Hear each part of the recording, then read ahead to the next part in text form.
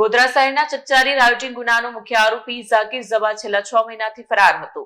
ત્યારે પંચમહાલ એસઓજી પોલીસે બાતમીના આધારે મહારાષ્ટ્રના ભિવંડી ખાતેથી ફિલ્મી ઢબે વેશપલટો કરીને આરોપીને ઝડપી પાડ્યો છે। ગોધરા શહેર બી ડિવિઝન પોલીસ સ્ટેશનમાં નોંધાયેલા ગંભીર રાયોટિંગના ગુનામાં ઝાકીર ઝબા મુખ્ય સૂત્રધાર તરીકે વોન્ટેડ હતો। તે મહારાષ્ટ્રમાં છુપાયો હોવાની ચોક્કસ બાતમી મળતા જ એસઓજી પોલીસની ટીમ સક્રિય થઈ।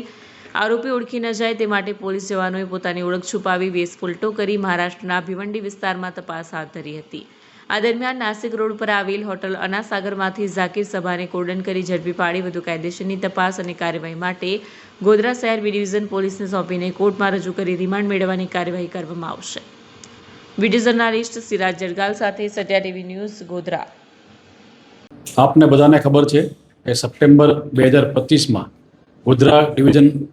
ગોધરા બી ડિવિઝન ખાતે એક રાયોટિંગનો ગુનો દાખલ થયેલો હતો। એ ગુના પાછળનું મુખ્ય કારણ હતું કે ગોધરા બી ડિવિઝન વિસ્તારમાં રહેતો ઝાકીર અહેમદ ઝબા લોકોને ગેરમાર્ગે દોરી એમણે આઈ લવ મોહમ્મદ લખેલું પોસ્ટર લખેલું છે એટલા માટે પોલીસે એને માર્યો। આવી અફવાઓ ફેલાવી અને લોકોને ગેરમાર્ગે દોરાવી અને બી ડિવિઝન ખાતે લોકોના ટોળા એકઠા થયેલા હતા અને એ બાબતે બી ડિવિઝન વિસ્તારમાં ગુનો પણ દાખલ થયેલો છે।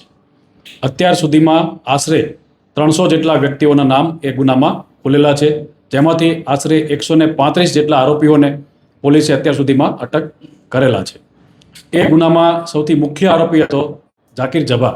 એ નાસ્તો ફરતો હતો। અમે અત્યારથી એમની પાછળ હ્યુમન સોર્સથી એની બાતમી મેળવવા માટે ટ્રાય કરી રહ્યા હતા।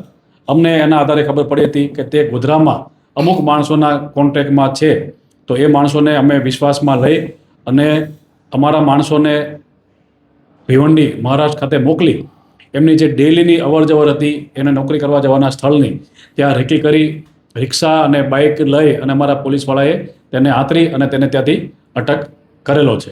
અને હાલમાં અમે આજે સાંજે એને 5 વાગે કોર્ટમાં મોકલી અને એના વિરુદ્ધમાં જે ગુના છે એના વિરુદ્ધમાં પુરાવો એકઠા કરવા માટે કોર્ટમાંથી રિમાન્ડની માગણી કરનાર છીએ।